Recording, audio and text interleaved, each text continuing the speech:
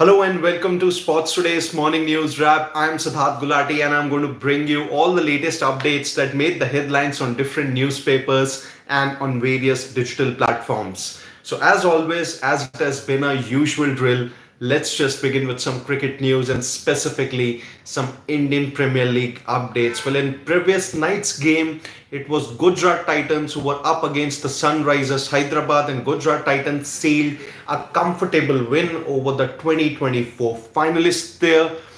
Batting first, Gujarat Titans scored over 220 odd courtesy 50s by both their skipper Shubman Gill and Joss Butler, who bats at number 3. Sai Sudarshan once again got off to a great start and now he is the orange cap holder. But in response, Sunrisers Hyderabad, they did get off to a good start, but it wasn't the most fluent of the ones that we have seen as far as the SRH opening combination is concerned. Then after that, they lost a cluster of wickets in the middle overs, and towards the end, it turned out to be a rather comfortable victory for Gujarat Titans. What this also meant is that Gujarat Titans took a step closer to the IPL playoffs, while Sunrisers Hyderabad, on the other hand, are all but eliminated from the competition. And why do I say that? They are just all but eliminated from the competition, because obviously they're still mathematically alive. And how can it really happen? How SRH can still qualify for the IPL 2025 playoffs? Well, the situation is pretty simple for them, or maybe if I have to put it in other words, they are in a do or die situation. Sunrisers Hyderabad need to win all their remaining 4 games, and also by a comprehensive margins, so as to make sure that they stay in contention. But then that's not really going to be enough, because they'll have to rely on the results of other matches also and make sure that the other teams, so maybe not more than 3 teams, finish with a total of more than 14 points. So that's the qualification scenario for Sunrisers Hyderabad. In a nutshell, it's nothing but a miracle that they need to seal a place in the final 4. But now let's just move on to the reactions of the Sunrisers Hyderabad and Gujarat Titans game. Well, Pat Cummins was actually guilty. Yeah, Priyanshu, good morning. I'll just get to that maybe in a couple of minutes or so.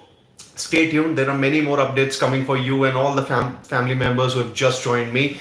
In case of Pat Cummins, well, he has said that he is guilty of the way Sunrisers Hyderabad went about their work in the game against Gujarat Titans. The bowlers leaked a lot of runs in the power play, and he himself took the blame for it. Also, the catching of Sunrisers Hyderabad wasn't really up to the mark. So that's where Pat Cummins highlighted a couple of areas where some SRH were behind Gujarat Titans at the Narendra Modi Stadium. On the other hand, Shubman Gill, he said that Gujarat Titans don't really have a plan as to one member of the top 3 playing until the 20th over. It's just about going with the flow, and that's happening with the Gujarat Titans lineup. Although their middle order is yet to be tested, but with the way GT have gone about their work, it does look like that they would seal a spot in the playoffs. So these are the reactions as far as the Gujarat Titans and Sunrisers Hyderabad game goes.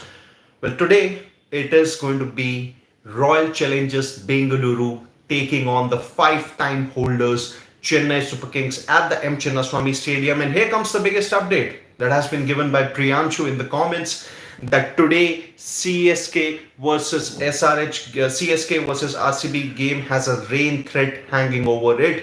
There is close to about 47 to 51% chance of rain from 7 p.m. until 12 a.m. there, which means that more than likely it is going to be a rain curtailed game at the M. Chinnaswamy Stadium. Well, let's hope, first of all, the clouds subside and we have a full 40 over game, but that does not really look to be the case.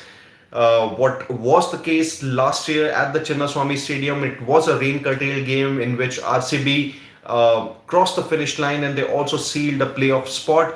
This time around, though, in case of RCB, the situation is different. They are in prime position to finish in top 2, barring any last minute hiccups that they probably would have. And in case of CSK, it's just about building towards the future. They're already eliminated from the competition, and they would want to give as much time as they can to the youngsters so that they are ready for the next season, which is obviously going to be IPL 2026. Priyanshu has another comment that toss will become a lottery in a short game. That would be the case. I think Priyanshu, let's go back to that game between RCB and PBKS. Wherein we had a rain curtailed game, and had it not been for Nehal Vadera's quickfire 30-35 odd, who knows, RCB would have actually crossed the line in that particular game too. So the pitch might just get tricky. But then how things have really gone for RCB, in this season so far, I think it does look like that they would be able to overcome CSK, but then they'll have to be very sharp with their team selection and obviously with their performances. Also, RCB's middle order is yet to be tested, assuming RCB top order suffers a collapse. So a couple of things that RCB need to, check as far as their, tick boxes are concerned. So this is something that, RCB would want to look at. On the other hand, for CSK, as I said, it is just going to be about building towards the future. On the other hand, Harbhajan Singh has criticized CSK's selection in the last couple of matches. He has said that CSK have underutilized CSK. They did not really pay him, these many bucks to keep him out of the side. Instead, he should form a trio of a spin attack with Jadeja, Noor Ahmed, and Ashwin obviously himself. This is the chance for CSK to make sure that Ashwin plays consistently and maybe look towards the future also as far as the 2026 season goes.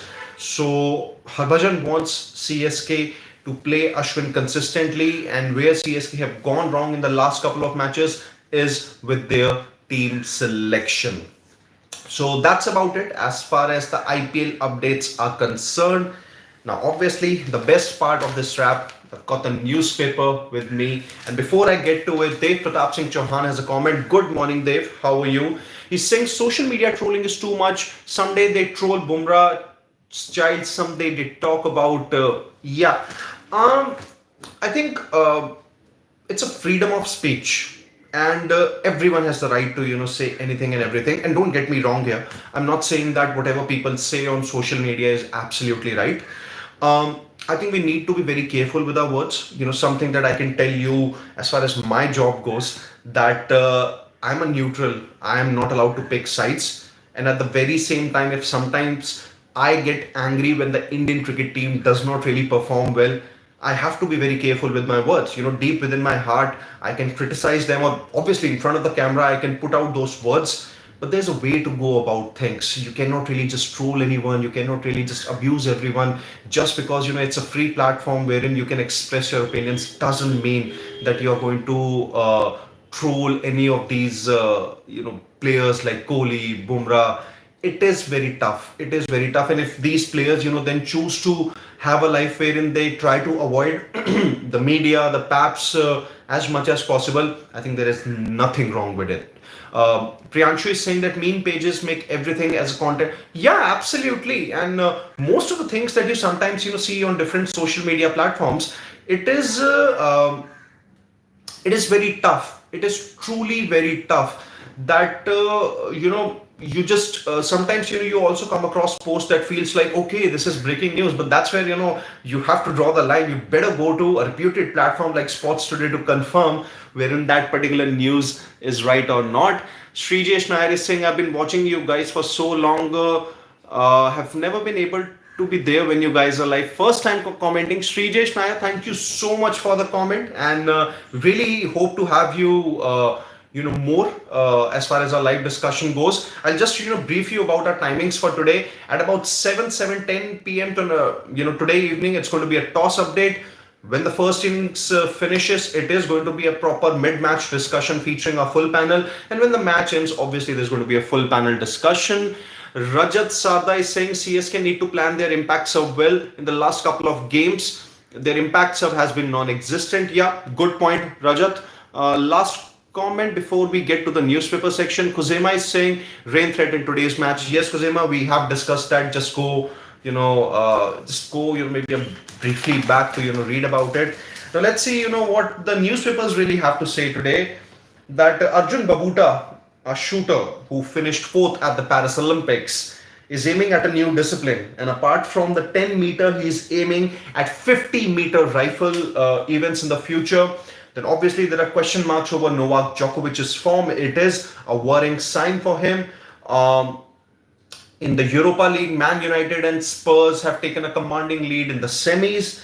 Coco Gauff, she crushed Swiatek in the Madrid semis, and in the head-to-head of RCB versus CSK have 121, RCB 12. One has been a no result. Stokes is fit to captain England in that one-off test against Zimbabwe that's going to take place later this month at Trent Bridge, Nottingham, May 21st until 25th. And yeah, that's pretty much about it. Srishant has been suspended for 3 years. That's something we discussed. And transgender players have been barred by the England and Wales Cricket Board.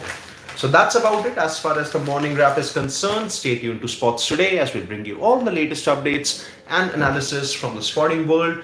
And as I just said a few minutes back, we will have the full discussion of the RCB versus CS game. Whatever time it gets started or finishes, we will be there for you. You know, this is your number one platform for all the latest sporting updates and analysis. At around 7:10 p.m., it is going to be the toss update, assuming there is no rain.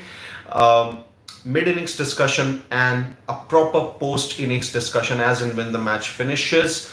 Srijesh Nair has a comment here. Tell me one thing, because I think this is a golden chance for me. When is England Test Series team getting selected? Nothing confirmed. The only thing that I can tell you, Srijesh, here is that there is reportedly BCCI have shortlisted about 35 players for the England tour. Rohit Sharma does feature in it. But when they are going to finalize a proper squad, which is probably going to be a 16 or a 17 member, or could be even more than that, that remains to be seen. Nothing confirmed. The England tour starts in the third week of June. So you can probably expect the squad to be picked at around maybe May 20th, as in when the league stage of the IPL finishes, maybe just a month back. That would probably be the right time. But as far as a concerned date goes, there's nothing that I can tell you, nothing confirmed as of now. So see you guys, and stay tuned to Sports Today. Lots more videos coming your way.